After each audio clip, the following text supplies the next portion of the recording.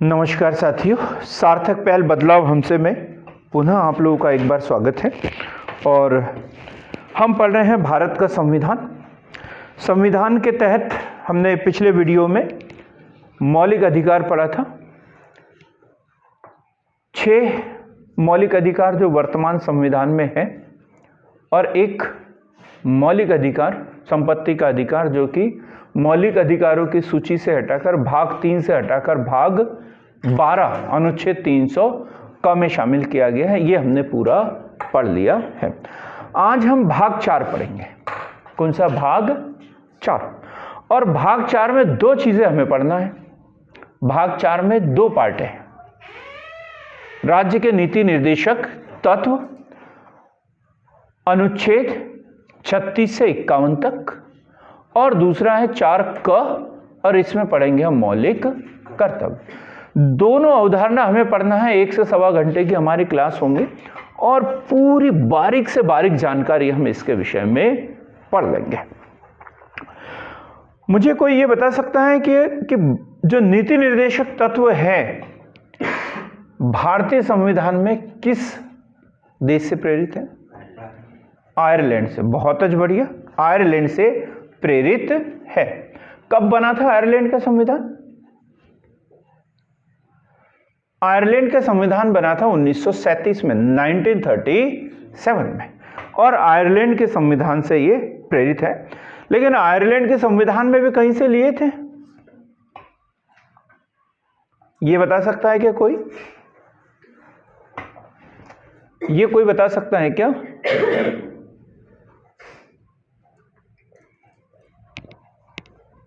Hello, online वाले? ये लिए है स्पेन के संविधान से, है ना? आयरलैंड के संविधान से लिए गए हैं। ये तो सबको पता है, ठीक है। लेकिन आयरलैंड के संविधान में कहां से लिए हैं? स्पेन के संविधान से। आयरलैंड के संविधान में कहां से लिए गए हैं? स्पेन के संविधान से। डॉक्टर भीमराव अंबेडकर ने क्या कहा है इसे?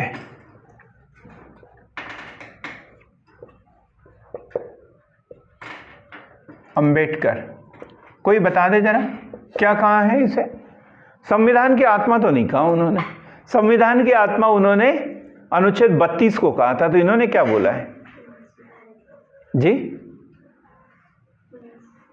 हाँ बताइए, ऑनलाइन वाले कोई कुछ बोल रहे हैं? डॉक्टर भीमराव अंबेडकर ने क्या कहा है इनके विषय में? विशेषता वाला।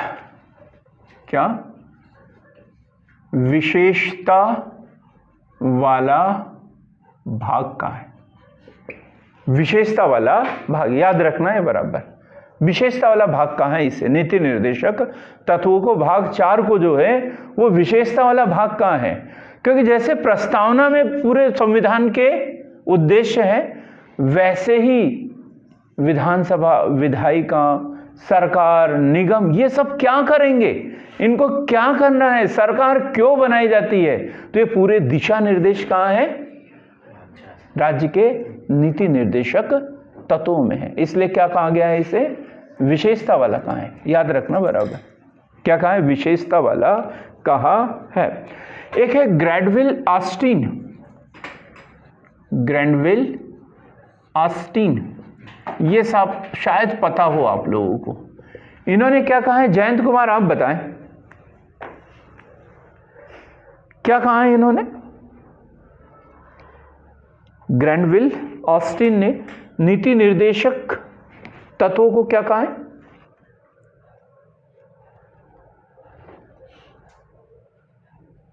संविधान की मूल आत्मा कहा है इन्होंने। क्या कहा है? संविधान की मूल आत्मा। संविधान की मूल आत्मा कहा है इन्होंने? ग्रैडविल ऑस्टिन ने। ठीक है, डॉक्टर भीमराव अंबेडकर ने तो मौलिक अधिकारों में, वो भी अनुच्छेद 32 को कहा था। तो इन्होंने अधिकारों के साथ साथ नीति निर्देशक तत्वों को, मतलब मुख्य जोर इन्होंने काय पे दिया है, नीति निर्देशक तत्वों को संविधान की मूल आत्मा कहा है। एक है के.टी. शाह, ये क्वेश्चन पीएससी ने पूछा है। के.टी. शाह ने क्या कहा है नीति निर्देशक तत्वों को? के.टी. शाह कोई बता सकता है? ऑफलाइन वाले बताएं पहले, के.टी. शाह ने नीति निर्देशक तत्वों के विषय में क्या कहा है? नहीं, ऑनलाइन वाले? ये सर चेक है। हाँ जी, ये सर चेक है, मतलब हाँ, बैंक के उस पे इच्छा पर है भुगतान का, मतलब आलोचना की है इन्होंने, नीति निर्देशक तत्वों की आलोचना की है। ठीक है, जब भी हम नीति निर्देशक तत्वों की कमियां लिखेंगे तो के.टी. शाह का कथन अवश्य लिखेंगे। उसमें इन्होंने ये बोला है कि अतिरेक कर्मकांडी एवं एक ऐसा चेक जो बैंक में है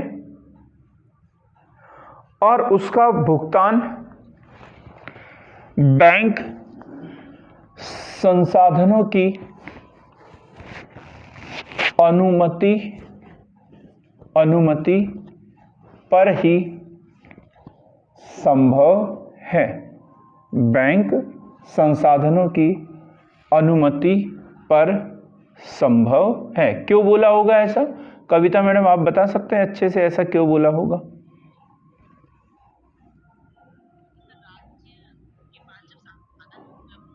हाँ, तब करेगा, मतलब वो अपनी सुविधा अनुसार करना है। न्यायोचित तो है नहीं, ये न्यायोचित तो है नहीं, तो सुविधा अनुसार करना है। जब राज्य करना चाहे तब करेगा।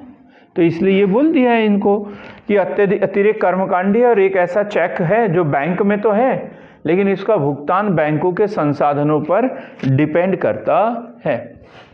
इसका भुगतान बैंक के संसाधनों पर निर्भर करता है या संसाधनों की अनुपस्थिति पर ही संभव है।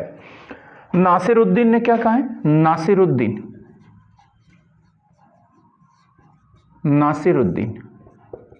नासिरुद्दीन ने भी बड़े अच्छे शब्द कहे हैं इनके विषय में। यह सिद्धांत नववर्ष प्रस्तावों की तरह है। यह सिद्धांत नववर्ष प्रस्तावों की तरह है जो जनवरी को टूट जाते हैं। मतलब ये भी आलोचनात्मक कथन है, आलोचना में लिखना है हमें नासिरुद्दीन का कथन। इसी प्रकार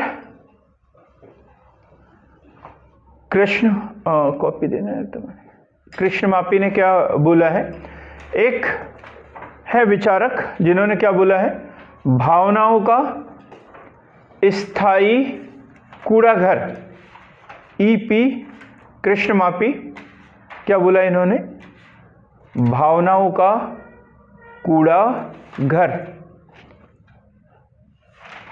भावनाओं का कूड़ाघर।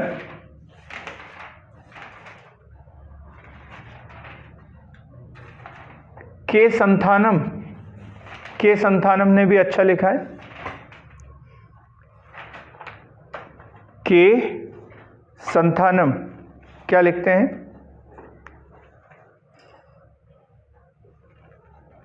किसी को पता है कि के संथानम के विचार इनके विषय में? के संथानम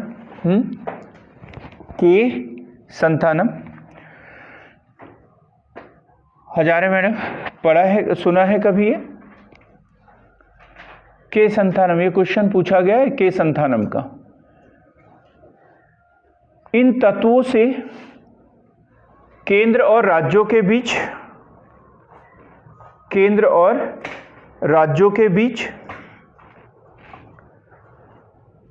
राष्ट्रपति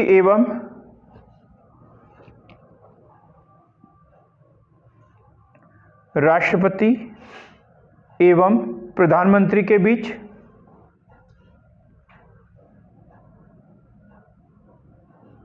राष्ट्रपति और प्रधानमंत्री के बीच, राज्यपाल एवं मुख्यमंत्री के बीच, संवैधानिक टकराव होता है। क्या बोला है? के संतानम का कथन है। क्या बोला? इन तत्वों से केंद्र और राज्यों के बीच, राष्ट्रपति और प्रधानमंत्री के बीच, राज्यपाल और मुख्यमंत्री के बीच संवैधानिक टकराव उत्पन्न होता है। संवैधानिक टकराव उत्पन्न होता है। हमने भावनाओं का स्थायी कूड़ाघर भी बोला। किसने बोला है? ये के.टी.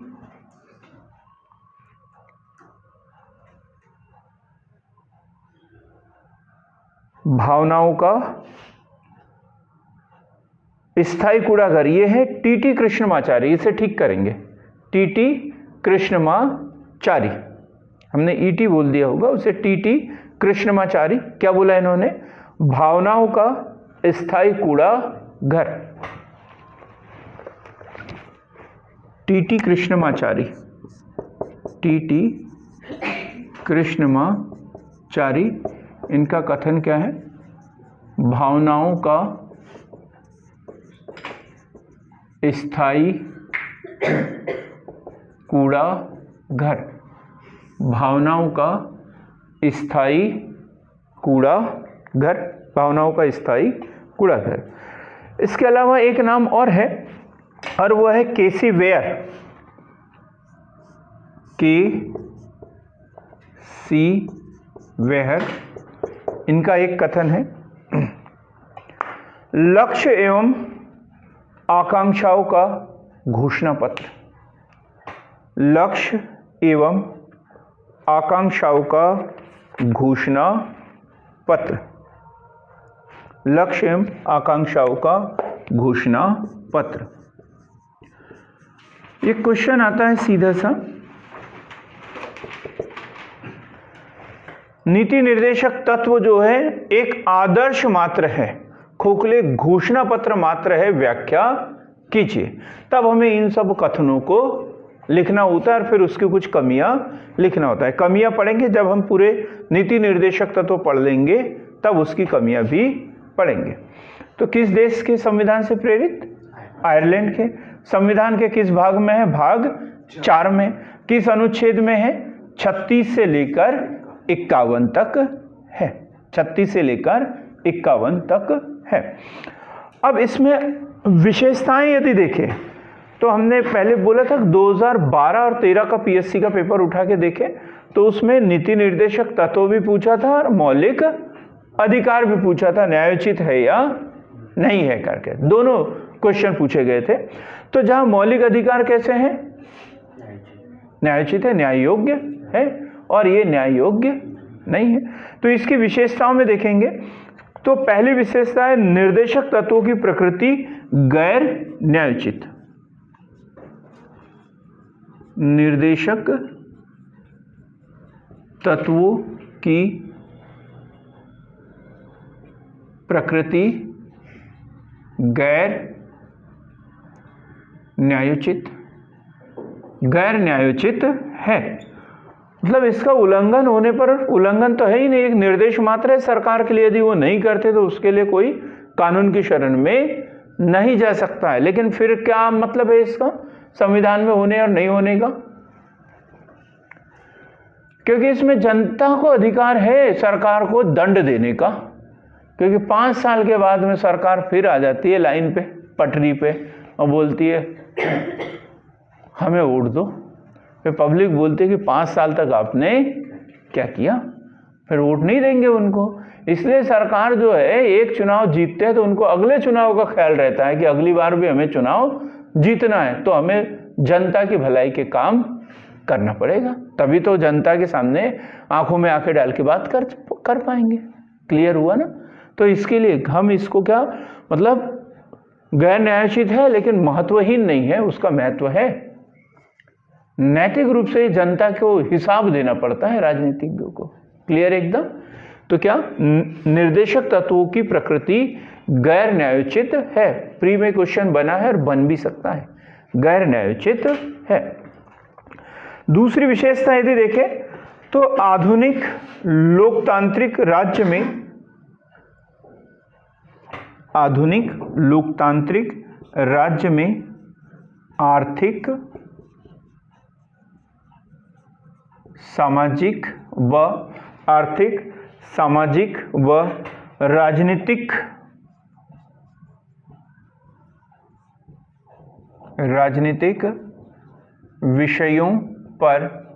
विषयों पर निर्देशक तत्व महत्वपूर्ण है। निर्देशक तत्व महत्वपूर्ण है। निर्देशक तत्व महत्वपूर्ण है। कैसे महत्वपूर्ण है हम देखेंगे कि निर्देशक तत्वों के लिए सरकार ने कितने सारे कानून बनाए हैं। हम आखिरी में पूरी सूची बनाएंगे। जब हमने मौलिक अधिकारों के तहत पढ़ा है वो सब कानून नीति निर्देशक तत्वों के अंतर्गत भी आते हैं, जैसे न्यूनतम मजदूरी अधिनियम, समान कार्य के लिए समान वेतन, समान पारिश्रमिक अधिनियम, सब ये इसी के लिए आर्थिक, सामाजिक और राजनीतिक विषयों के लिए महत्वपूर्ण है। तीसरा यदि विशेषता देखें जो डॉक्टर बी आर अम्बेडकर ने बताई, भारतीय संविधान में इसे जो है, जो 1935 का भारत शासन अधिनियम बना था तब भी ये थे। कैसे? ये जो गवर्नर जनरल होती थी ना, उसकी परिषद के लिए निर्देश दिए जाते थे कि आप भारत में जा रहे हो तो आपके क्या दायित्व है। तो उनकी जो निर्देशिका होती थी कि तुम्हें जनता के लिए वहां क्या क्या करना है, वही निर्देशिका जो है जैसे के वैसे हमारे संविधान में उतार ली और क्या नाम रखा उसका, निर्देशक तत्व, राज्य के नीति निर्देशक तत्व। ये पहले किसको मिलते थे? गवर्नर को मिलते थे। ठीक, लिखेंगे हम इसे जैसा का वैसा। डॉक्टर भीमराव अंबेडकर के अनुसार यह अनुदेशों के समान है, अनुदेशों के समान है जो भारत शासन अधिनियम 1935 के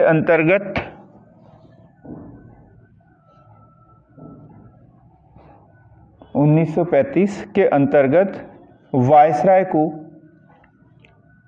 जारी किए जाते थे।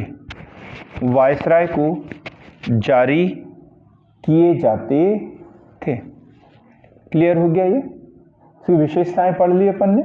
गैर न्यायोचित हैं, आर्थिक, सामाजिक, राजनीतिक विषय पर निर्देशक तत्वों के रूप में कार्य करते हैं, और ये वैसे ही निर्देश हैं जो 1935 के भारत शासन अधिनियम के तहत वायसराय को, क्या मैंने 1800 बोल दिया था क्या? 1935 है ना, 1935 के तहत। क्लियर है एकदम? ये विशेषताएं हो गई राज्य के नीति निर्देशक तत्वों की। अब हम बात करते हैं नीति निर्देशक तत्व। तो उससे पहले अनुच्छेद 36 और अनुच्छेद 37 को पढ़ लेते हैं। अनुच्छेद 36 और अनुच्छेद 37। अब इसमें यह बताया गया है कि निर्देशक तत्वों की क्या भूमिका होगी। निर्देशक तत्वों की क्या भूमिका होगी? तो अनुच्छेद 36 में बात की है राज्य की परिभाषा। राज्य की परिभाषा। अब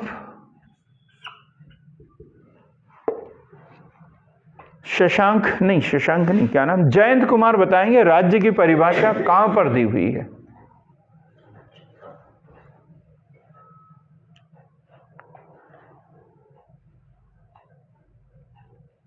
जयंत कुमार? नहीं, और कोई बता दो। राज्य की परिभाषा हमने कल परसों कभी पढ़ा होगा। हाँ जी, आर्टिकल 12। इसमें सिर्फ इतना सा बोला है कि इस अनुच्छेद के तहत राज्य की वही परिभाषा होगी जो भाग 3 में मौलिक अधिकारों के तहत दी गई है। इसमें इतना सा बोला है। भाग आर्टिकल 36 में क्या बोला है? मतलब राज्य की परिभाषा जो मूल अधिकारों से संबंधित भाग 3 में दी गई है वही राज्य होगा, इन्होंने बोला। क्लियर है एकदम? अनुच्छेद 37 में क्या प्रावधान है? मूलभूत सिद्धांत है, अनुच्छेद 37 लिखेंगे। मूलभूत सिद्धांत है और विधि बनाने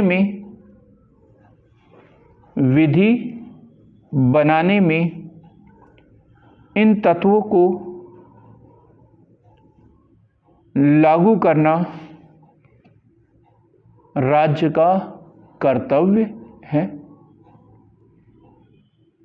और गैर न्यायोचित ये भी इसी में है, ठीक, गैर न्यायोचित होंगे।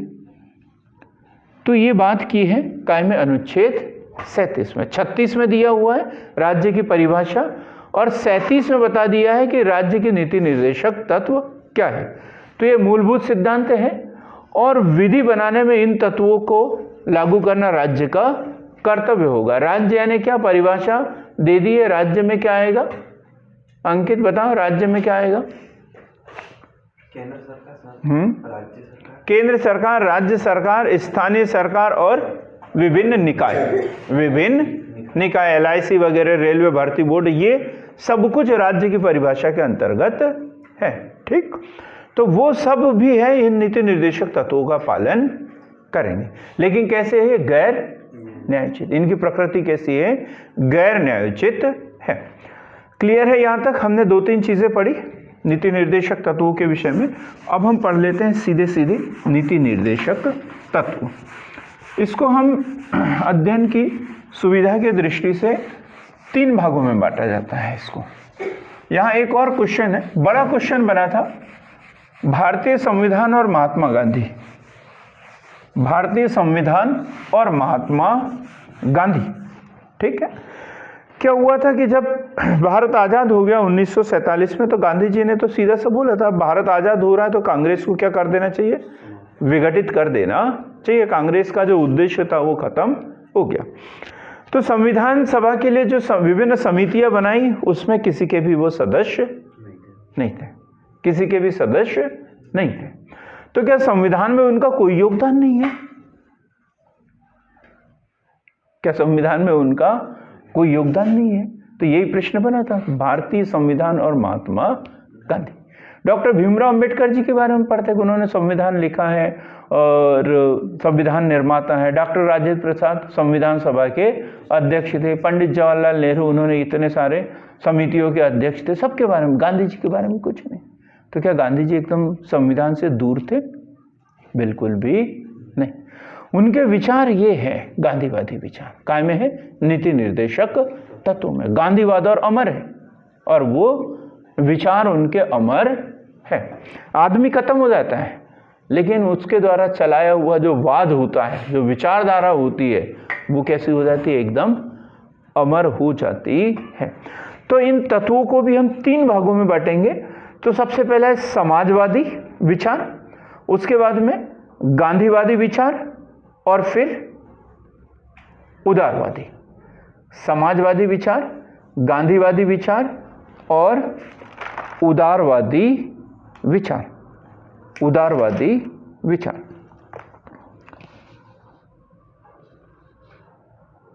तो सबसे पहले हम देखेंगे अनुच्छेद 38, 36 हमने पढ़ लिया।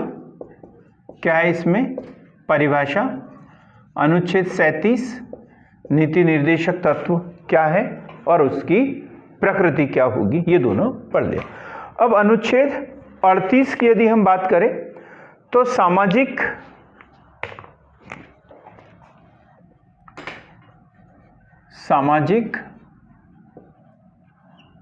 आर्थिक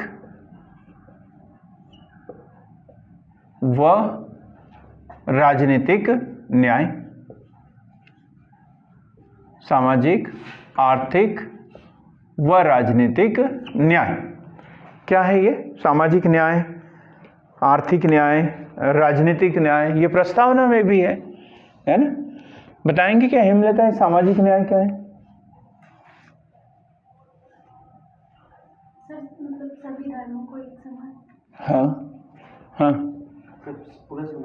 पूरे समाज के लिए, हर उम्र के, बालक हो या बालिका हो, महिला हो या पुरुष हो, निम्न वर्ग हो या उच्च वर्ग हो, कोई भी जाति का हो, कोई भी संप्रदाय का हो, किसी भी क्षेत्र का हो, सामाजिक न्याय, सबको पढ़ने लिखने का, विकास करने का अधिकार, ये सामाजिक न्याय। आर्थिक न्याय मतलब उत्पादन के जो साधन है उसका जो रिसाव होगा सबके ऊपर बारिश होना चाहिए, आय बढ़ेगी तो उसका फायदा सबको मिलना चाहिए, किसी वर्ग विशेष को नहीं। राजनीतिक न्याय मतलब सरकार तक पहुंचने की शक्ति। डॉक्टर भीमराव अंबेडकर बोलते हैं ना, यदि समाज को आगे बढ़ना है तो ऐसे उंगली दिखाते हैं, वो उंगली किधर जाती है उनकी? दिल्ली की ओर जाती है। दिल्ली में जाओ और शासन करो। हमारा उद्देश्य क्या होना चाहिए? सत्ता प्राप्ति पे होना चाहिए। तो राजनीतिक न्याय मतलब हर वर्ग के लोगों को शासन में रहने का अधिकार देता है। क्लियर हो गया एकदम? तो सामाजिक, आर्थिक और राजनीतिक न्याय को बढ़ावा दे, न्याय को बढ़ावा दे। ठीक है, अब हम पढ़ेंगे अनुच्छेद 39। ये बड़ा महत्वपूर्ण है अनुच्छेद, हाँ, अनुच्छेद 39। अनुच्छेद 39 क्या है? इसमें अनुच्छेद 39 में यदि देखें तो राज्य द्वारा अनुसरणीय कुछ सामाजिक, आर्थिक, राज्य द्वारा अनुसरणीय कुछ सामाजिक, आर्थिक, राजनीतिक,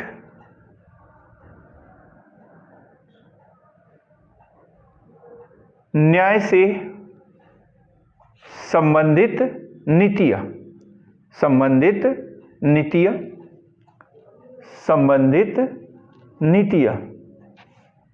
जैसे भौतिक संसाधनों का वितरण, भौतिक संसाधनों का वितरण, भूमि वगैरह ही है, सब है ना। जमींदारी उन्मूलन अधिनियम, भूमि की उच्चतम सीमा का निर्धारण, भूमि का पुनर्वितरण, चकबंदी, ये सब काय के अंतर्गत किया गया? भौतिक संसाधनों का वितरण के अंतर्गत। धन व उत्पादन के साधनों का, धन व उत्पादन के साधनों का विकेंद्रण, धन व उत्पादन के साधनों का विकेंद्रण, समान कार्य के लिए समान कार्य के लिए समान वेतन, समान कार्य के लिए समान वेतन, सभी के लिए आजीविका, सभी के लिए आजीविका, क्या? सभी के लिए आजीविका, सभी के लिए आजीविका। क्लियर हुआ ये? आजीविका के साधन, बेरोजगारी भत्ता वगैरह जो मिल रहा है हमें, वो सब इसी के अंतर्गत आएगा। सभी के लिए आजीविका, रोजगार गारंटी, रोजगार योजना, राष्ट्रीय ग्रामीण रोजगार गारंटी योजना, तो आजीविका के लिए सभी को रोजगार मिलना चाहिए। अब हम बात करते हैं 39 क। 39 क, जो भी 39 जैसे क में यदि है तो समझ जाओ कि वो क्या है? बाद में जोड़ा गया है इसे। ठीक, गरीबों को निःशुल्क विधिक सहायता, ये क्वेश्चन पूछा गया है। गरीबों को निःशुल्क विधिक सहायता, मतलब न्याय जो है वो अमीरों का गुलाम नहीं हो सकता। ऐसा नहीं कि गरीब है जिसके पास पैसा नहीं है उसको न्याय पाने का कोई अधिकार नहीं है, उसको भी न्याय मिलेगा और निःशुल्क मिलेगा। क्लियर हो गई बातें? गरीबों के लिए निःशुल्क विधिक सहायता। क्या?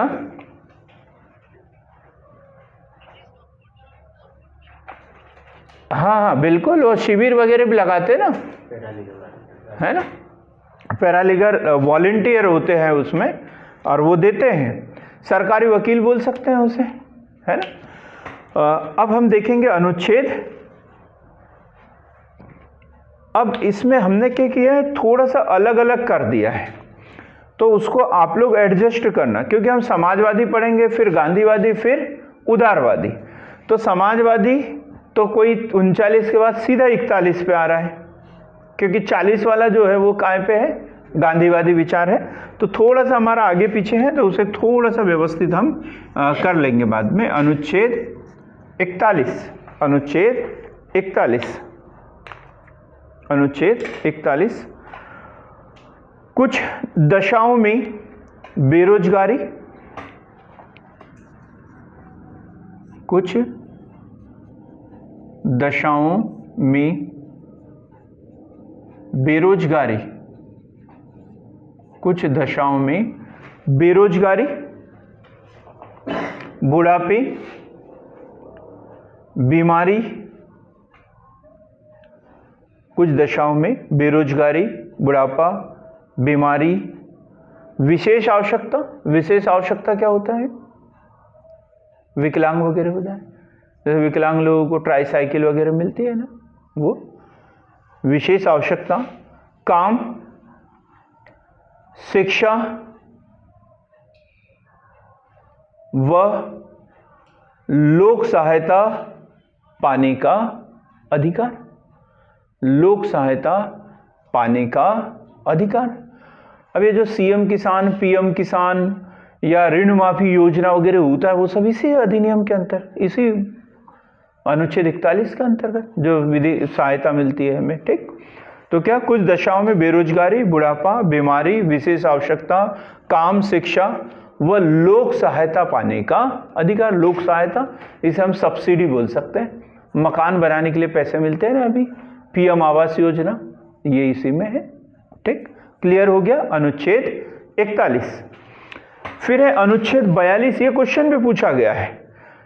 अब जैसे एक सरल सा क्वेश्चन बनता है, संविधान में महिलाओं के लिए किए गए विशेष उपबंध, संविधान में महिलाओं के लिए किए गए विशेष उपबंध, तो उसमें है अनुच्छेद 42, अनुच्छेद 42, काम की न्याय संगत, काम की न्याय संगत, मानवोचित, मानवोचित, न्याय संगत, मानवोचित, न्याय संगत, मानवोचित दशा, प्रसूति सहायता, प्रसूति सहायता, यह है महिलाओं के लिए प्रसूति सहायता। काय में दिया है? अनुच्छेद 42 में, काम की न्याय संगत दशा। अब यदि किसी ने मनरेगा पढ़ा होगा, मनरेगा राष्ट्रीय रोजगार गारंटी योजना, राष्ट्रीय ग्रामीण रोजगार गारंटी योजना, नरेगा, और फिर बाद में क्या हो गया 2008 में मनरेगा, महात्मा गांधी राष्ट्रीय ग्रामीण रोजगार गारंटी योजना। जब ये नाम है और इसमें काम की न्याय संगत दशा, उसकी शर्तें यदि पढ़ते तो क्या लिखा है उसमें बराबर? पीने के पानी की व्यवस्था होना चाहिए, वहां पर छाया की व्यवस्था होना चाहिए, छोटे बच्चे हैं तो एक अतिरिक्त कर्मचारी, झूला घर, प्राथमिक चिकित्सा, दवाइयाँ, ये सारी सुविधाएं काम के स्थान पर होना चाहिए। काम करते वक्त यदि जोखिम वगैरह, मतलब कुछ घायल हो जाए, कुछ हो जाए, तो इलाज की व्यवस्था, बीमे की व्यवस्था, ये सब होना चाहिए। तो ये अनुच्छेद 42 में प्रावधान है, इसलिए तो किया गया है। हर जो कारखाना है वहां पे सुरक्षा के उपाय की बात करते हैं। अग्निशमन यंत्र रखना अनिवार्य है, यहाँ लेके आना है अपने को, अग्निशमन यंत्र होना अनिवार्य है, जहाँ पर भी अधिक लोग इकट्ठे होते हैं। फिर मानवोचित दशा, काम करने के लिए उचित स्थान होना चाहिए, साफ सफाई, ये सब वहाँ पर होना चाहिए। फिर क्या है? प्रसूति सहायता किस किस रूप में मिलती है? प्रसूति सहायता, छुट्टी मिलती है, मैटरनिटी लीव कितने दिन की मिलती है अभी? हजारे मैडम कुछ बताएंगे क्या आप इसके विषय में? 6 माह की मिलती है। कितने माह की? 6 माह की सवैतनिक अवकाश, है ना, वेतन भी मिलेगा और छुट्टी भी मिलेगी। 3 माह का अतिरिक्त अवैतनिक अवकाश भी मिलता है। फिर आपको छुट्टी तो मिलेगी लेकिन उसका वेतन नहीं मिलेगा। साथ में चाइल्ड केयर लीव भी मिलती है। चाइल्ड केयर लीव जब बच्चा 18 साल का नहीं हो जाता है तब तक 2 साल की मिलती है चाइल्ड केयर लीव, बच्चों की देखभाल के लिए अवकाश। ये सब काय के अंतर्गत है? प्रसूति सहायता, अनुच्छेद 42 के तहत, याद रखना है, अनुच्छेद 42 के तहत। फिर हम देखते हैं अनुच्छेद 43। अनुच्छेद 43, अनुच्छेद 43 और इसकी कंडिका, इसमें कुछ संशोधन भी हुए हैं तो हम अलग अलग पढ़ेंगे। सभी कर्मकारों के लिए निर्वाह मजदूरी, सभी कर्मकारों के लिए निर्वाह मजदूरी, मजदूरी इतनी देना चाहिए कि उनके परिवार का पालन पोषण हो जाए, परिवार का पालन पोषण हो जाए। ऐसा नहीं कि 5 लोग हैं तो 5 लोगों को काम करना पड़े तभी शाम का खाना, नहीं, एक व्यक्ति काम करे और पूरे परिवार का गुजारा हो जाए, इतना एक परिवार का गुजारा हो जाए, इतनी मजदूरी की दर तो होना चाहिए। जैसे रोजगार गारंटी में मजदूरी बराबर बढ़ रही ना, 70 रुपए से शुरू हुआ तो 60-70 रुपए से अभी 210-20 के लगभग चल रहा है। तो महंगाई के अनुसार कितना है अभी? 204 रुपए, जो भी हो, लेकिन 200 रुपए के लगभग इस तरह मजदूरी बढ़ रही है ना महंगाई के अनुसार। तो ये इसमें दिया है, इसलिए न्यूनतम वेतन निर्धारित कर दिया सरकारी कर्मचारियों का, चाहे चतुर्थ वर्ग क्यों ना हो, कम से कम इतना होना चाहिए। डेली वेजेस के कर्मचारी है तो उनके लिए कलेक्ट्रेट रेट निर्धारित फिक्स कर दिया कि इस रेट पे तो आपको काम देना ही है। तो सभी कर्मकारों के लिए निर्वाह मजदूरी, और फिर इसको लागू करने के लिए अधिनियम बना दिया। इसके बाद 43 क में देखें, 43 क में देखें, उद्योगों के प्रबंध में कर्मकारों के भाग लेने के लिए कदम उठाना। उद्योगों के प्रबंध में कर्मकारों के भाग लेने के लिए कदम उठाना। वह करके लिखेंगे। लघु एवं कुटीर उद्योगों को प्रोत्साहन। वे उद्योगों के प्रबंध में कर्मचारी तभी भाग ले सकते हैं जब उद्योग कैसे हो? छोटे छोटे हो। तो लघु एवं कुटीर उद्योगों को प्रोत्साहन, ये काय में दिया है? अनुच्छेद 43 का ये क्वेश्चन बनता है।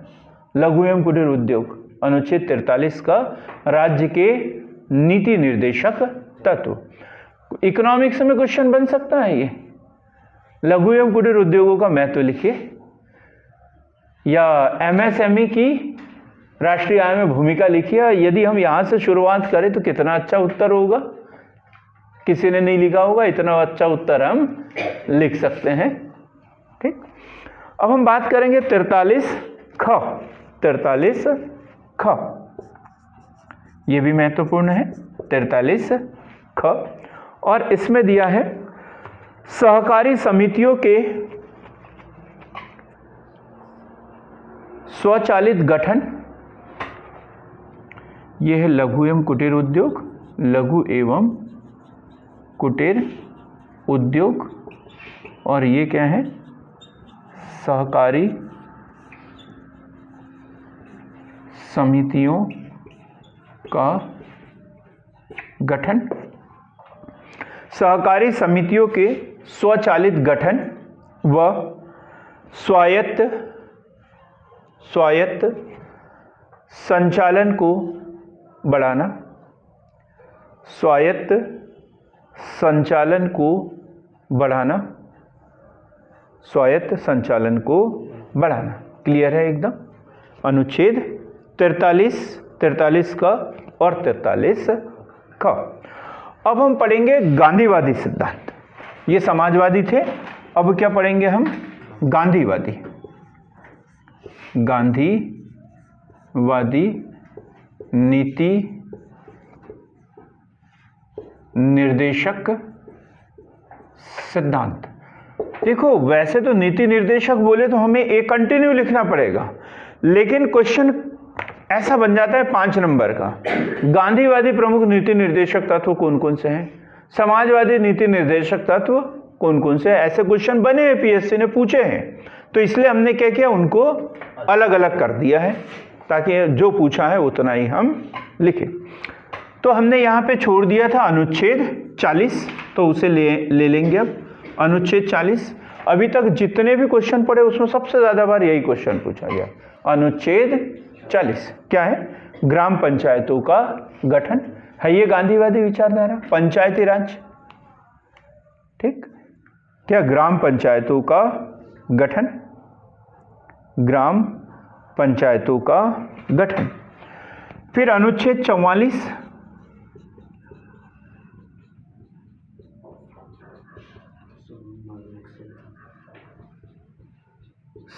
समान नागरिक संहिता, समान नागरिक संहिता। समान, एक समान नागरिक संहिता, समान नागरिक संहिता।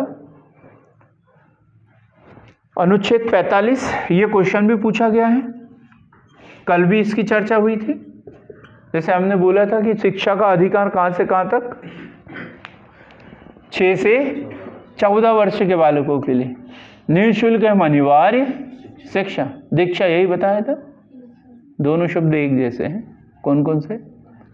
शिक्षा और दीक्षा, ये बोल रहा था मैं, शिक्षा और दीक्षा।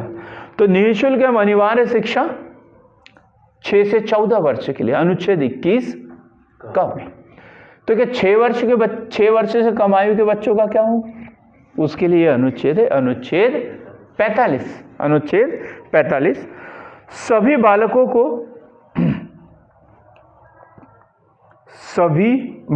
को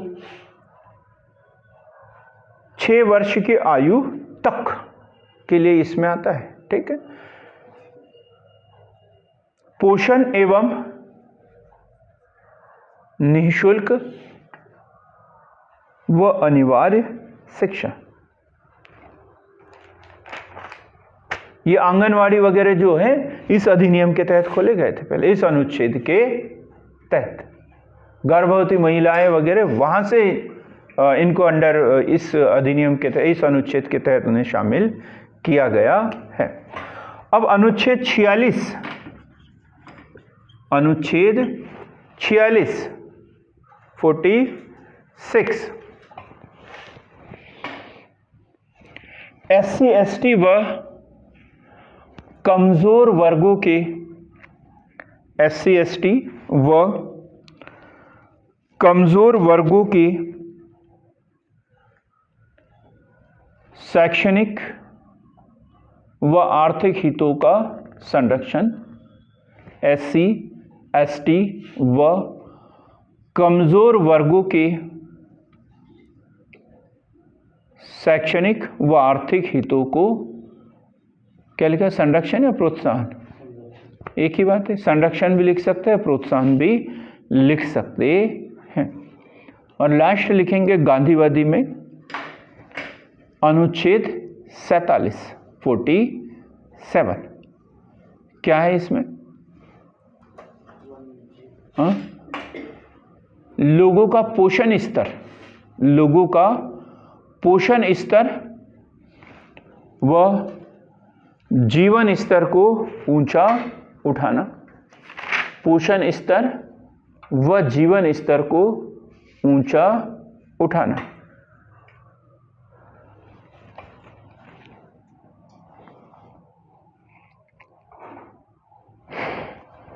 नशीली दवाओं पर प्रतिबंध, ये भी इसी में है, अनुच्छेद 47, ये क्वेश्चन पूछा गया है। लोक स्वास्थ्य, इसको अच्छे से लिखेंगे, लोक स्वास्थ्य सुधार हेतु नशीली दवा, मदिरा आदि के औषधीय प्रयोजन से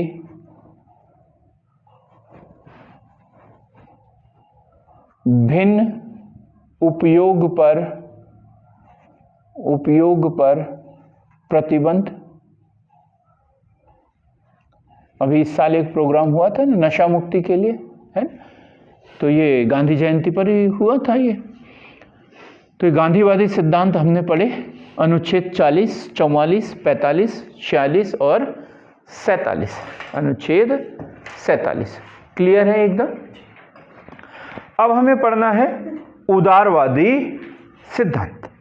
उदारवादी सिद्धांत जो बचे हैं 48, 49, 50 और 51, इसके तहत हम पढ़ेंगे उदारवादी सिद्धांत। क्या है अनुच्छेद 49 में?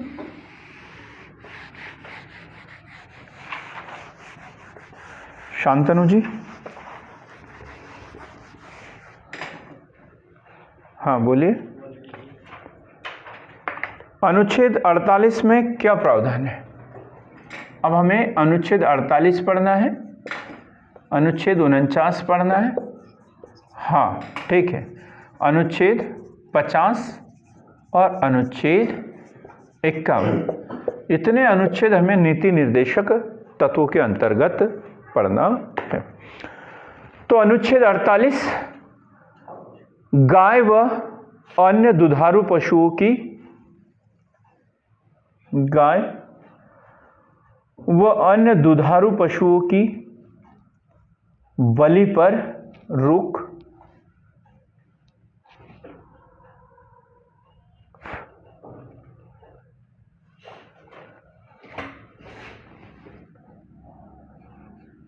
पशु बलि पर रोक, ठीक। जितने भी दुधारू पशु हैं, कृषि संरक्षण, ये सब कृषि इससे संबंधित सारी बातें इसमें की गई है। और 48A ये बाद में जोड़ा गया इसमें। 48A की यदि हम बात करें तो इसमें क्या है, ये इंपॉर्टेंट है, ये पूछा गया है, पर्यावरण संरक्षण। पर्यावरण संरक्षण, अनुच्छेद 48A, नीति निर्देशक तत्वों में अनुच्छेद 48A पर्यावरण संरक्षण, संवर्धन व वन्य जीव संरक्षण। पर्यावरण संरक्षण, संवर्धन व वन्य जीव संरक्षण, वन्य जीव संरक्षण, अनुच्छेद 48A है ना। उदार ये न तो गायों को, दुधारू पशुओं को, न तो पेड़ पौधों को, और ना ही वन्य जीवों को, किसी की भी हत्या नहीं करना चाहिए, किसी की भी हत्या नहीं करना चाहिए। क्लियर हो गया ये। अब अनुच्छेद 49, अनुच्छेद 49 राष्ट्रीय महत्व के, राष्ट्रीय महत्व के स्मारकों का संरक्षण, स्मारकों का संरक्षण, राष्ट्रीय महत्व के स्मारकों का संरक्षण, चाहे ताजमहल हो, सारनाथ का स्तंभ हो, सांची का स्तूप हो, ऐसे जितने भी राष्ट्रीय महत्व के जो भारत की पहचान है उन स्थानों का संरक्षण करना। अनुच्छेद 50 शक्ति पृथक्करण, अर्थात कार्यपालिका को न्यायपालिका से अलग करना, है ना। सबकी जो कार्य है वो अलग अलग कर दिए गए हैं। शक्ति पृथक्करण, क्लियर है एकदम। अनुच्छेद 50, ये भी क्वेश्चन पूछा गया है। अब अनुच्छेद 51 क्या है अनुच्छेद 51 में? कोई बता सकता है? अनुच्छेद 51 अंतर्राष्ट्रीय शांति एवं सुरक्षा को प्रोत्साहन, अंतर्राष्ट्रीय शांति एवं सुरक्षा को प्रोत्साहन। देखो कितना विस्तृत कर दिया ना इस एक बात ने। मतलब जितने भी नीति निर्देशक तत्व ये सिर्फ भारत के लिए नहीं है, हमारी जिम्मेदारी पूरे विश्व के लिए है। तो अंतर्राष्ट्रीय शांति एवं सुरक्षा, अंतर्राष्ट्रीय शांति एवं सुरक्षा। अब प्रश्न बनता है कुछ ऐसे नीति निर्देशक तत्व बताइए जो भाग 4 को छोड़कर है। जैसे हमने मौलिक अधिकार पढ़े ना, जो भाग 3 को छोड़कर दूसरी जगह है, तो ऐसे कुछ नीति निर्देशक तत्व भी हैं जो भाग 4 को छोड़कर अन्य जगह पर है। जैसे अनुच्छेद 350, अनुच्छेद 350 से क्वेश्चन पूछा गया है कई बार एग्जाम में।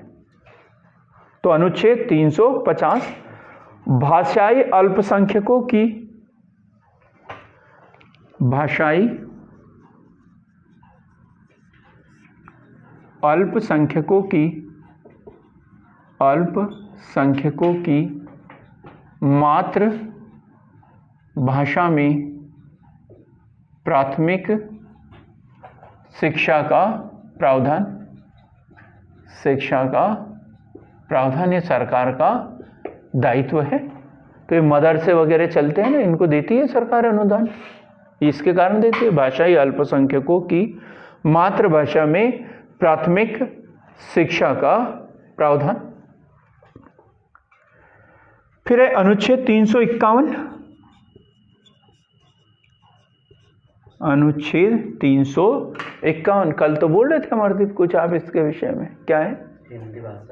हिंदी भाषा का प्रचार प्रसार तथा विकास सरकार का दायित्व है। ये हिंदी भाषा का प्रचार प्रसार तथा विकास, हिंदी भाषा का प्रचार प्रसार तथा विकास।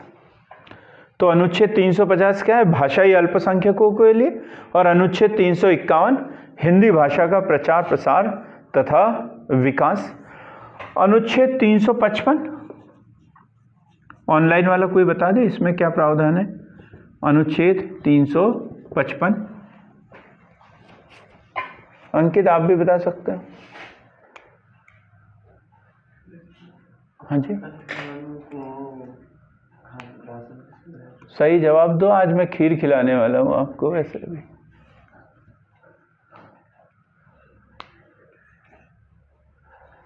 आपको नहीं खाना? हाँ खाना है तो सही जवाब देना पड़ेगा ना। अनुच्छेद 355 केंद्र सरकार का कर्तव्य होगा कि राज्य में संवैधानिक शासन की सुरक्षा करे। अब इसी के तहत तो अनुच्छेद 356 है ना। इसी के बाद में यदि नहीं हो पाए, विफल हो जाए, तो फिर वह राष्ट्रपति शासन। वही ये संविधान केंद्र के लिए, लेकिन राज्य भी तो इसका पालन करेंगे ना। क्लियर हो गया एकदम ये पॉइंट। केंद्र सरकार का कर्तव्य होगा कि राज्य में संवैधानिक तंत्र की, संवैधानिक शासन की सुरक्षा करे, संवैधानिक शासन की सुरक्षा करे। तो इस प्रकार हमने नीति निर्देशक पढ़े भाग 4 अनुच्छेद 36 से अनुच्छेद 51 तक। आयरलैंड के संविधान से प्रेरित गैर न्यायोचित 3 भागों में बांटा अपन ने इसको, समाजवादी, गांधीवादी और उदारवादी। समाजवादी, गांधीवादी और उदारवादी किताब देने। अब हम देखेंगे कि इसकी आलोचना, इसकी कमियां क्या हैं। इसकी कमियां क्या है। ये मेंस का क्वेश्चन है, प्री से इसका कोई लेना देना नहीं है, लेकिन फिर भी हम देखेंगे। और साथ ही जो हमने नीति निर्देशक तत्व पढ़े हैं, इनको लागू करने के लिए संविधान ने कौन कौन से प्रावधान किए हुए हैं, हम सामान्यतः इसकी चर्चा भर करते हैं, बाकी हम बीच बीच में से पढ़ते रहेंगे कि इनका क्रियान्वयन करने के लिए सरकार ने क्या किया है। कल भी पढ़ा हमने, जैसे योजना आयोग की स्थापना 1950, योजना आयोग की स्थापना 15 मार्च 1950 को की थी, और फिर बाद में क्या किया इसे, 1 जनवरी 2015 को नीति आयोग, इसे समाप्त करके। उसके बाद न्यूनतम मजदूरी अधिनियम 1948 इसी के तहत बनाया है, न्यूनतम मजदूरी अधिनियम 1948। बाल श्रम प्रतिषेध और विनियम अधिनियम 1986, बाल श्रम प्रतिषेध और विनियम अधिनियम 1986।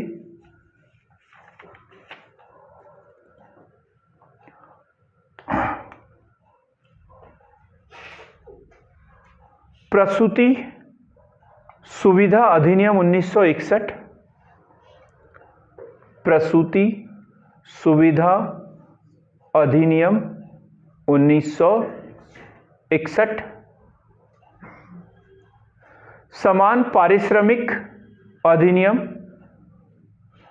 1976, समान पारिश्रमिक अधिनियम 1976। जीवन बीमा का राष्ट्रीयकरण, LIC की बात कर रहे हैं हम, जीवन बीमा का राष्ट्रीयकरण 1956 में, और फिर क्या बन गया वो LIC, भारतीय जीवन बीमा निगम, कब बना, 1956 में। ठीक। बैंकों का राष्ट्रीयकरण इसी के तहत किया गया है, बैंकों का राष्ट्रीयकरण हमने इकोनॉमिक्स के वीडियो में पढ़ा था पूरा, कि पहले 6 बैंकों का किया गया 1969 में 6 बैंकों का राष्ट्रीयकरण, और फिर 1980 में 14 बैंकों का राष्ट्रीयकरण।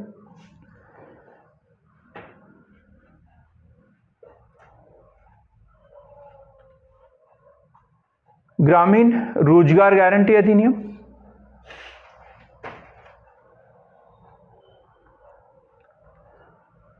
2006। सामुदायिक विकास कार्यक्रम, ये क्वेश्चन बहुत बार पूछा गया है, सामुदायिक विकास कार्यक्रम 1952, सामुदायिक विकास कार्यक्रम 1952। न्यूनतम आवश्यकता कार्यक्रम, न्यूनतम आवश्यकता कार्यक्रम 1974।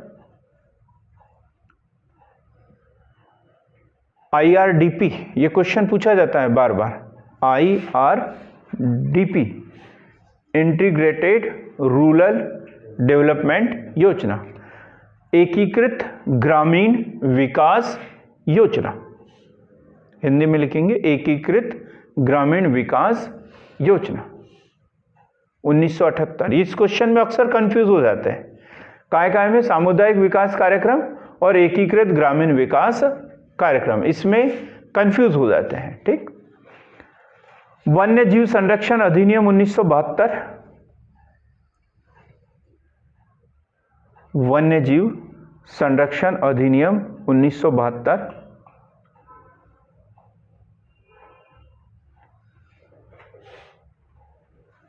वन संरक्षण अधिनियम 1980, हाँ वन संरक्षण अधिनियम।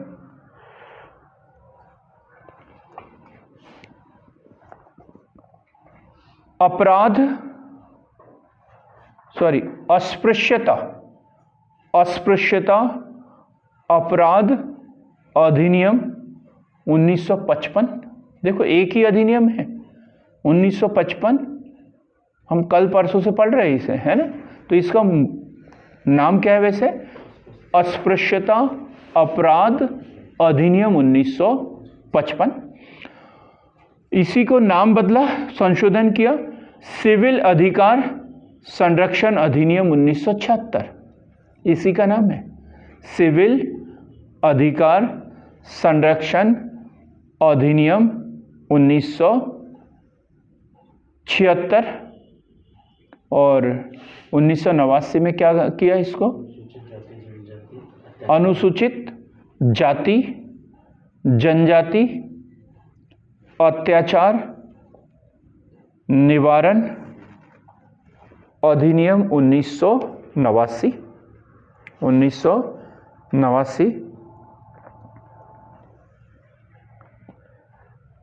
1989। पिछड़े वर्गों के लिए राष्ट्रीय आयोग 1993। पिछड़े वर्गों के लिए राष्ट्रीय आयोग 1993। 1993।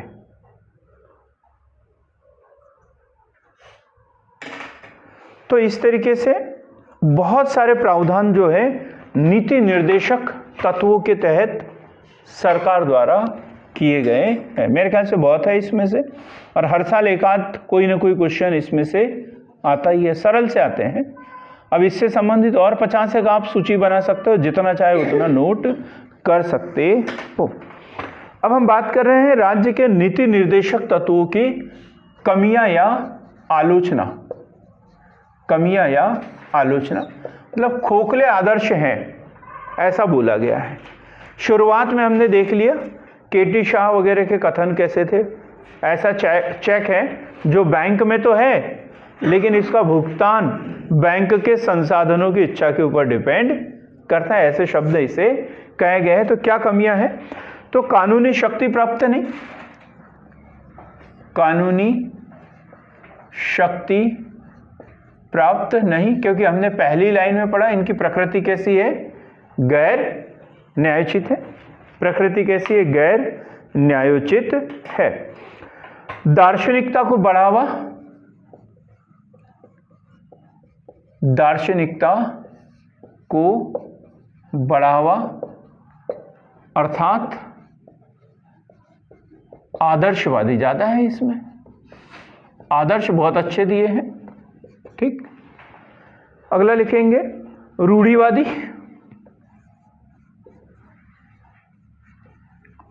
रूढ़िवादी जो पहले से परंपराएं चल रही थी उनकी ज्यादा चर्चा की है इसमें, रूढ़िवादी। संवैधानिक टकराव, संवैधानिक टकराव हमने पढ़ा ना, केंद्र सरकार और राज्य सरकार के बीच, राष्ट्रपति और प्रधानमंत्री के बीच, राज्यपाल और मुख्यमंत्री के बीच टकराव की स्थिति उत्पन्न होती है। अब ये बोलती है करो, राज्यपाल तो निर्देश दे देगा कि ये होना चाहिए, लेकिन सीएम साहब बोल देंगे, वित्त मंत्री बोल देंगे संसाधन उपलब्ध नहीं है। इस तरीके से हो सकता है इसमें। ठीक, संवैधानिक टकराव। कोरे आदर्श अर्थात विवाद का आधार, कोरे आदर्श अर्थात विवाद का आधार। तो इस आधारों पर इनकी आलोचना की जाती है। मेंस का क्वेश्चन है ये, पहले ही बता रहा हूं, इंपॉर्टेंट क्वेश्चन है। लोग बाग इसको तो पढ़ते ही नहीं, बोलते हैं कि कहां से कहां तक? भाग 4 आयरलैंड के संविधान से लिए गए हैं, अनुच्छेद 35 से 51 तक, और बात खत्म हो जाती है, और ये क्वेश्चन पूछ लेते हैं। ठीक, अब हम पढ़ेंगे, हमने मूल अधिकार भी पढ़ लिया और नीति निर्देशक तत्व भी पढ़ लिया। तो इन दोनों में क्या अंतर है? एक भाग 3 में है और एक भाग 4 में है, तो दोनों में क्या अंतर है? तो सबसे पहले हम देखेंगे मूल अधिकार, मूल अधिकार, और दूसरा नीति निर्देशक तत्व। ये क्वेश्चन भी हमने आंसर लिखा है मेंस में, ये आता है ये क्वेश्चन, नीति निर्देशक तत्व। फंडामेंटल राइट्स और नीति निर्देशक तत्वों में क्या अंतर है। तो पहला अंतर तो स्थिति के आधार पर लिख देंगे हम, क्या है, भाग 3 में है और ये भाग 4 में है। फिर प्रेरणा लिख देंगे, ये कहाँ से, अमेरिका से, और ये कहाँ से लिए गए हैं, आयरलैंड के, आयरलैंड के संविधान से प्रेरित है। ये न्यायोचित है और ये न्यायोचित नहीं है, न्याय योग्य नहीं है। क्लियर है यहां तक? न्यायोचित है अर्थात न्याय योग्य है और न्यायोचित नहीं है। राजनीतिक न्याय की स्थापना करते हैं ये, राजनीतिक न्याय की स्थापना, किसी के साथ में कोई अन्याय नहीं होना चाहिए, राजनीतिक न्याय की बात करते हैं। और ये काय की स्थापना करते हैं, आर्थिक व सामाजिक, आर्थिक व सामाजिक न्याय। राजनीतिक के साथ साथ वो तो है ही, लेकिन इसका महत्वपूर्ण घटक क्या है, आर्थिक व सामाजिक न्याय।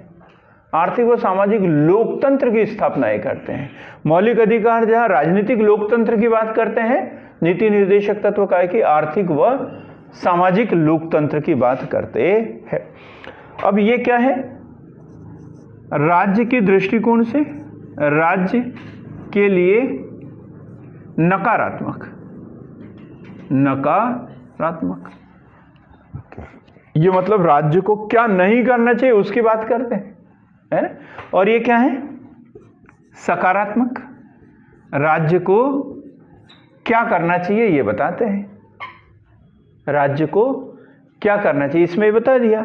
अनुच्छेद 15 लिंग, मूल वंश, जन्म स्थान के आधार पर भेदभाव नहीं करेगा, नहीं बोला ना इसमें, और इसमें क्या बोला, नहीं ये करना चाहिए।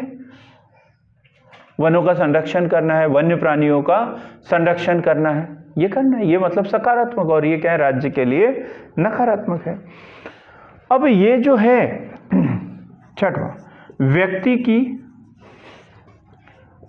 सजगता व जागरूकता पर निर्भर, उसके क्या अधिकार है ये उसको पता होना चाहिए। और इसमें व्यक्ति को पता हो या ना, वो सरकार को तो पता है। और ये क्या लिखेंगे, राज्य की इच्छा शक्ति पर निर्भर। ये क्या है, राज्य की इच्छा शक्ति पर निर्भर, राज्य की इच्छा शक्ति पर निर्भर, राज्य की इच्छा शक्ति पर निर्भर। अब इसको कभी कभी टर्मिनेट कर सकते हैं। आपातकाल के दौरान अनुच्छेद 20 और 21 को छोड़कर सभी मौलिक अधिकार जो है टर्मिनेट, निलंबित कर सकते हैं, लेकिन इनको कभी निलंबित नहीं किया जा सकता। ये पॉइंट लिखो आप लोग, मौलिक अधिकारों में लिखेंगे अनुच्छेद 20 व 21 को छोड़कर सभी अधिकार आपातकाल में निलंबित किए जा सकते हैं, निलंबित किए जा सकते हैं। और नीति निर्देशक तत्वों का क्या है, किसी भी स्थिति में, किसी भी स्थिति में निलंबित नहीं किए जा सकते।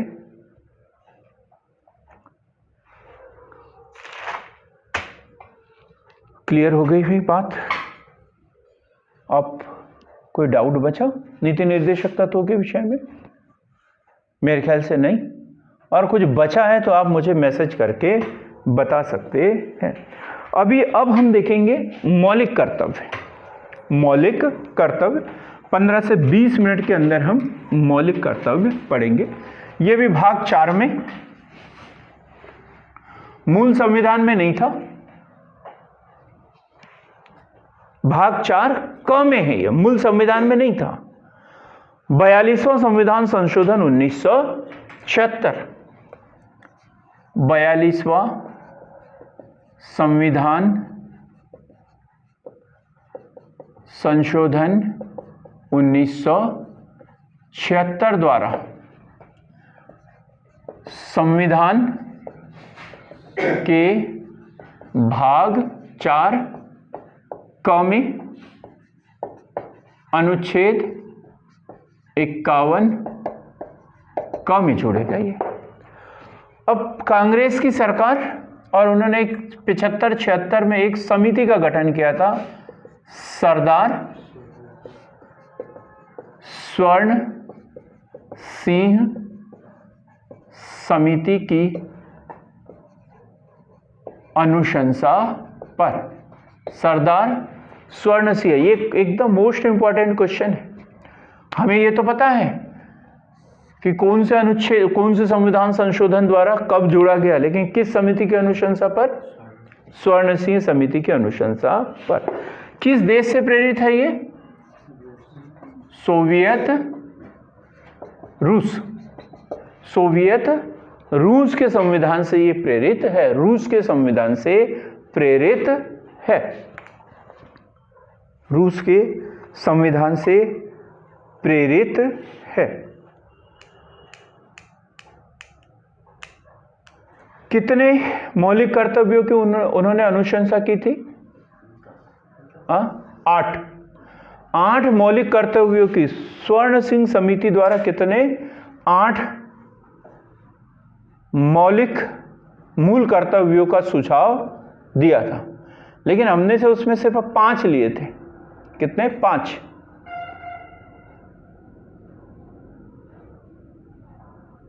अब कौन से शामिल नहीं किए ये हम लिखेंगे पहले। कौन से मौलिक कर्तव्य शामिल नहीं किए गए? यदि कठिन क्वेश्चन पूछा मेंस का तो ये क्वेश्चन पूछा जा सकता है।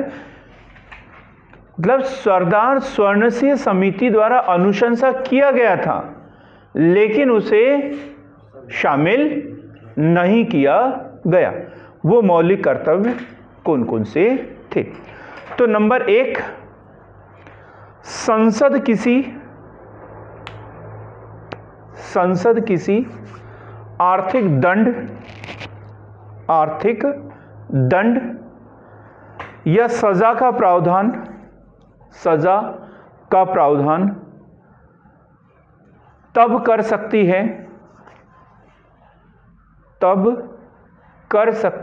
है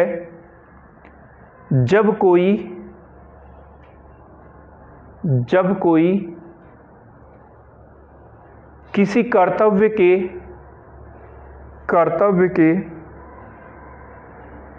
अनुपालन से इनकार कर दे, इसे शामिल नहीं किया। ठीक। दूसरा, कर अदायगी भी नागरिकों का मूल कर्तव्य होना चाहिए, लेकिन इसे शामिल नहीं किया गया। क्यों नहीं किया गया भाई अमरदीप? हर नागरिक थोड़ी देता है। हर नागरिक भी नहीं देता। और बार बार जब भी राष्ट्रीय आंदोलन हो रहा था तो हम क्या करते थे? कर नहीं देने की बात करते थे, है ना? तो फिर जो काम हमने किया हो उसको बाध्य कैसे कर सकते हैं? ठीक। तीसरा, मूल अधिकारों के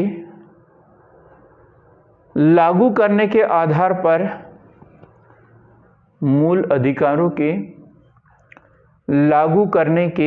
आधार पर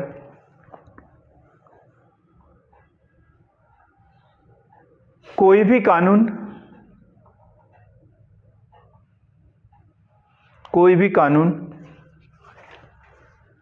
अर्थदंड या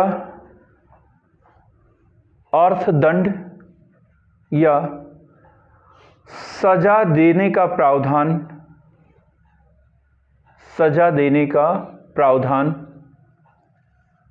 अदालत नहीं करेगा। लेकिन कोई मतलब नहीं इनका, क्योंकि ये तीनों के तीनों जो अनुशंसाएं थी वो मौलिक कर्तव्य में शामिल नहीं की गई। तो प्रश्न उठता है कितने मौलिक कर्तव्य संविधान में शामिल किए गए थे? 42वां संविधान 1976 के द्वारा 10 मौलिक कर्तव्य शामिल किए गए थे।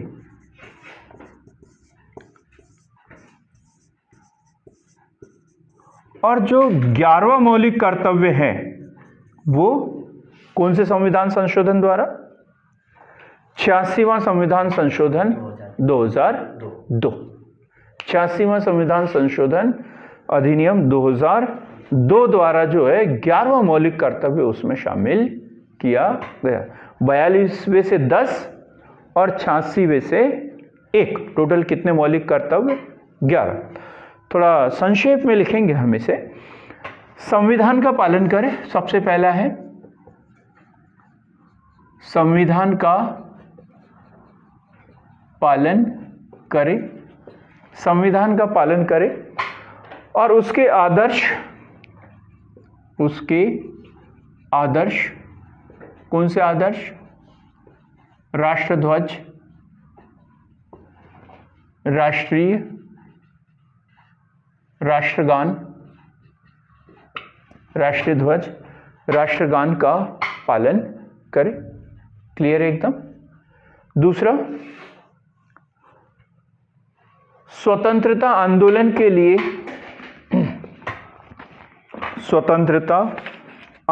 के लिए हमारे राष्ट्रीय आंदोलन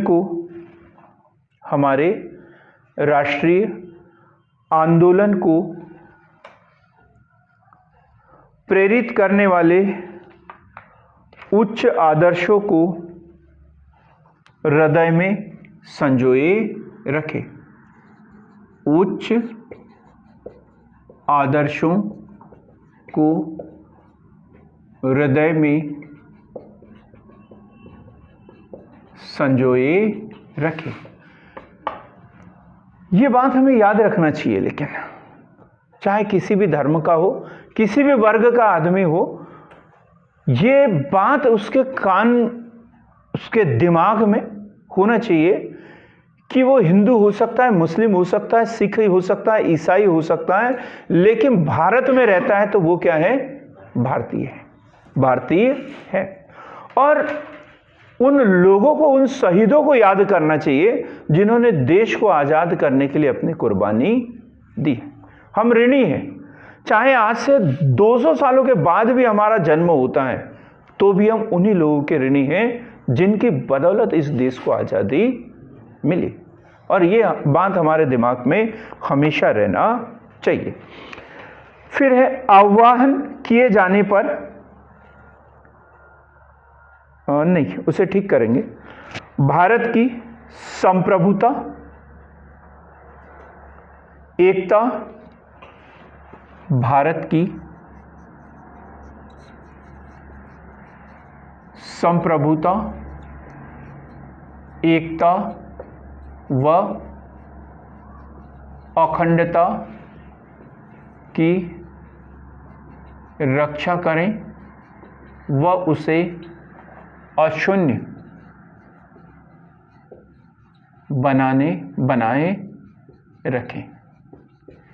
एकता और अखंडता है ना, संप्रभुता, एकता व अखंडता की रक्षा करें और उसे अक्षुण्ण बनाए रखें। तीसरा, देश की रक्षा, चौथा है देश की रक्षा करें, देश की रक्षा करे व आह्वान किए जाने पर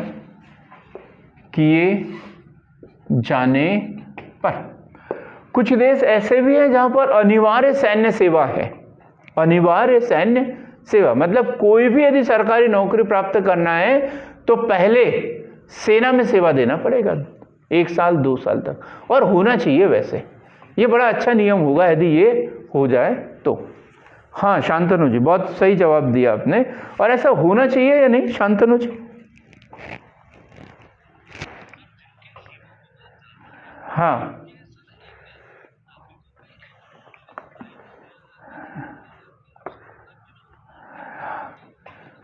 हाँ बिल्कुल।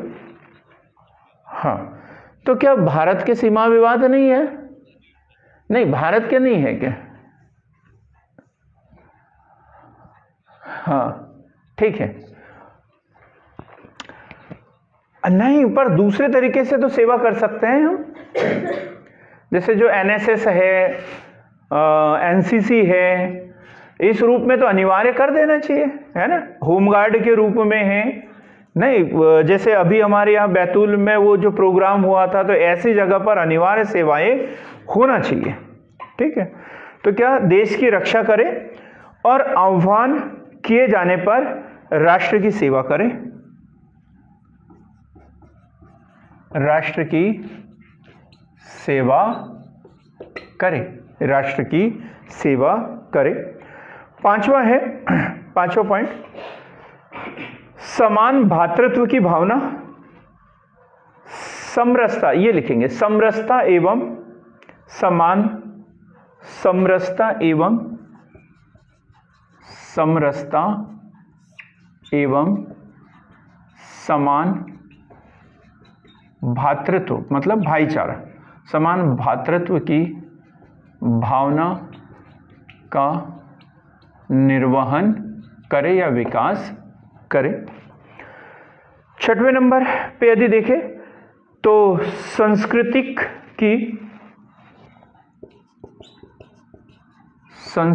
की गौरवशाली परंपरा का निर्वहन, संस्कृति की गौरवशाली परंपरा, जैसे मेहमान भगवान है, अतिथि देवो भव, जैसी हमारी जो परंपराएं हैं इसका हमें पालन करना है, संरक्षण भी करना है, इन्हें बनाए रखना है। फिर प्राकृतिक पर्यावरण, वन व वन्य जीव की रक्षा,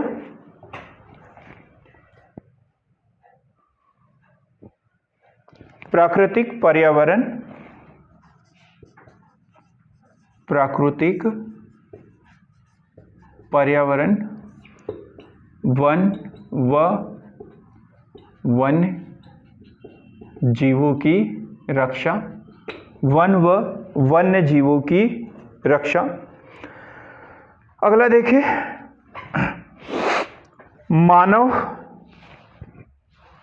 मानववाद और ज्ञानार्जन,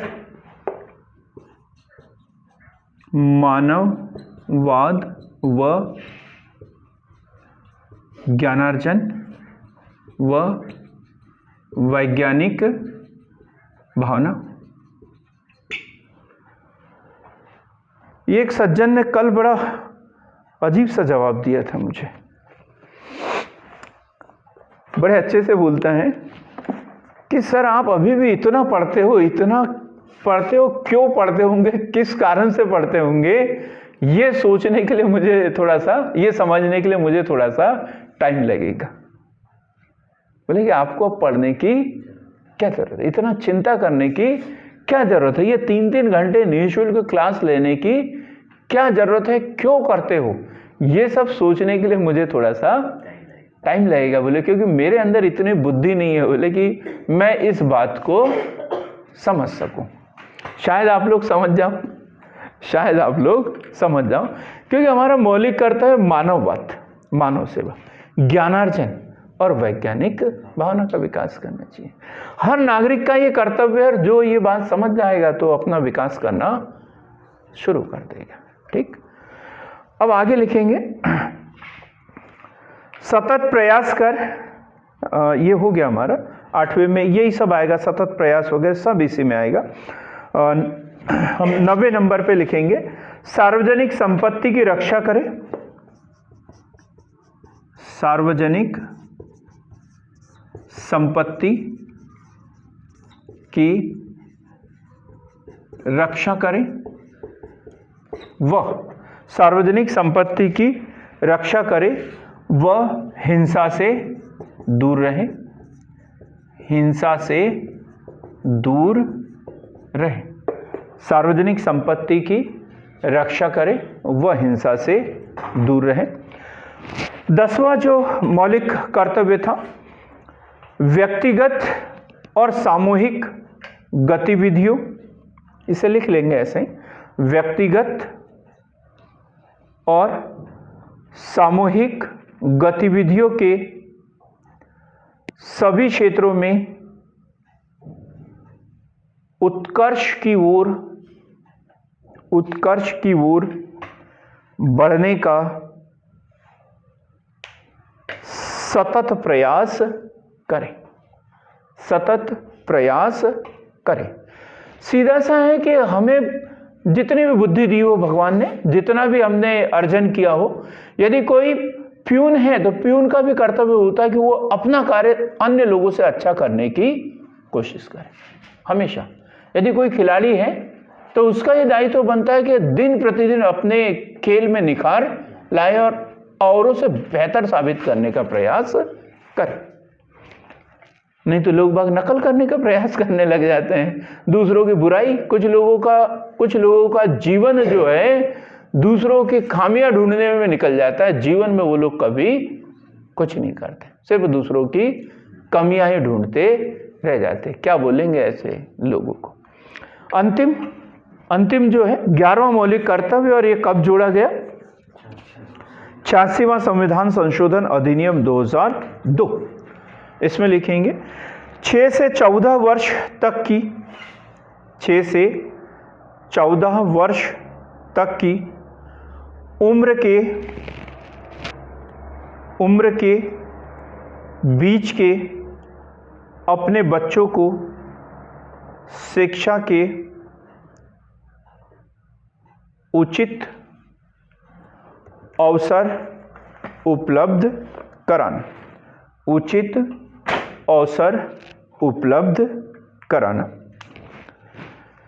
तो इतने आदर्श हमारे मौलिक कर्तव्य हैं। यदि हर व्यक्ति इन कर्तव्यों का पालन करने लग जाए तो शायद हमें पुलिस की और इसकी जरूरत ही न पड़े। हमारी सारी समस्याओं का समाधान हमारे पास में ही हो जाएगा, किसी सुधार गृह की हमें जरूरत नहीं पड़ेगी। ठीक, लेकिन आलोचना भी है, कुछ कमियां भी है इनमें। जैसे नीति निर्देशक तत्व की थी, वैसे इनकी भी कुछ कमियां हैं। जैसे कर्तव्यों की सूची पूर्ण नहीं है, कर्तव्यों की सूची पूर्ण नहीं है। जैसे कर देने वाला एक कर्तव्य होना चाहिए, नहीं था इसमें है क्या, नहीं।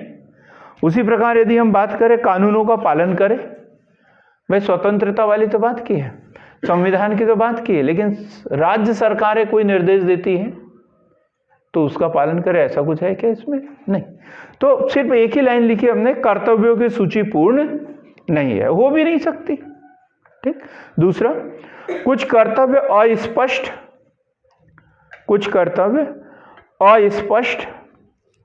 बहुअर्थी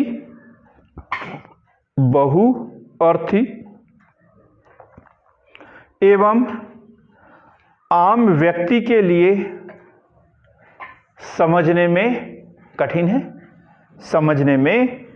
है। जैसे सबसे पहला वाला, संविधान का पालन करें। भाई संविधान पढ़ेंगे, संविधान में क्या लिखा हुआ है ये पता रहेगा तब तो संविधान का पालन करेंगे। अब संविधान पढ़ा ही नहीं है हमने तो कहां से पालन करेंगे। आम आदमी के लिए तो बड़ा कठिन है ये। अगला, अपनी गैर न्यायोचित छवि के चलते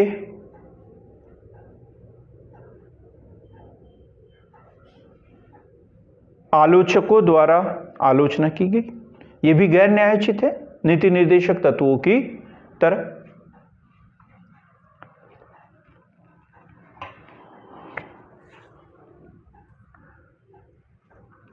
अंतिम आलोचना लिखेंगे स्थिति के संबंध में।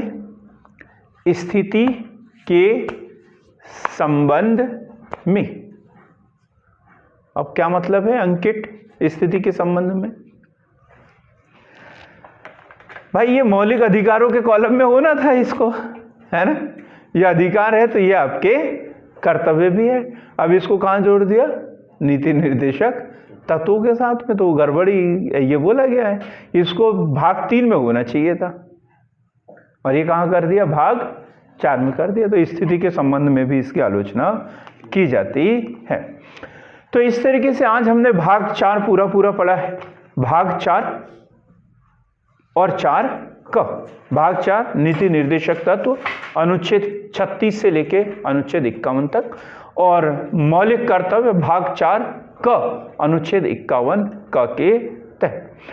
तो ऐसे ही महत्वपूर्ण जानकारी के लिए सार्थक पहल के साथ में जुड़िए। हमारे चैनल को लाइक कीजिए, शेयर कीजिए, सब्सक्राइब कीजिए। कुछ कमियां हो तो हमें मैसेज के माध्यम से अवगत कराने का कष्ट करें। बहुत बहुत धन्यवाद।